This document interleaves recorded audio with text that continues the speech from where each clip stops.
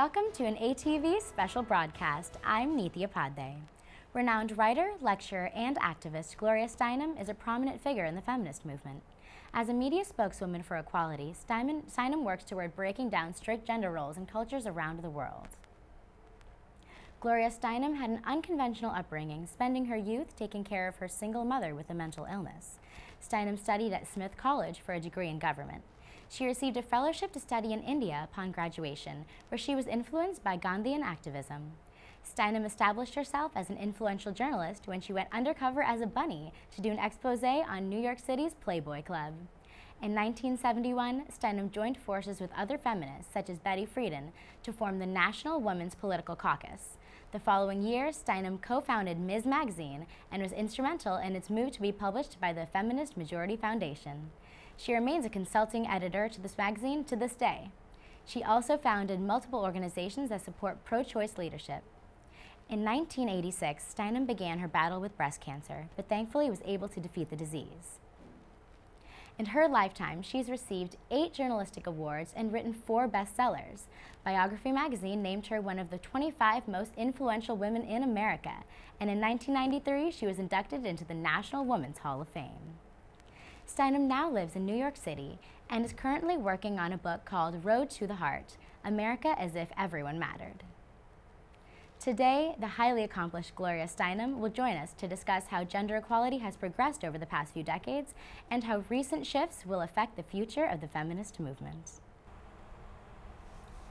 Ms. Steinem, let me just begin by saying what an honor it is to have you with us today. It's an honor for me. Thank you. It's like talking to the future. So, as you know, American University is currently sponsoring an event known as the Breastival to raise awareness and money for breast cancer. As a survivor of breast cancer, how did your battle influence your outlook and goals on as a feminist? Well, I understood that the ways in which breast cancer is both developed and treated could use a lot of reform, because so much of it is environmentally caused. Mine certainly had been nowhere else in my family, so probably it was environmental. And also in my case, the mammogram did not disclose the cancer, as it does not in at least 15% of the cases. Most cancers are discovered, most breast lumps are discovered by self-examination. So it was an education in and of itself in many ways, but I was also very lucky. I mean, you know, that was 23 years ago. And so during that process and during your battle, did you feel any changes in your viewpoint as a feminist? No, I actually didn't. You know, it's hard to explain because I think my experience was atypical because it was much more minor. So what was the most valuable thing to me was that when I first got the diagnosis of cancer, which was a surprise to everyone, I kind of spontaneously, as if up from the floor or my toes or I thought, I've had a wonderful life. And that was so precious. You know, it was great. Of course, I didn't mean I wasn't going to fight, and I did.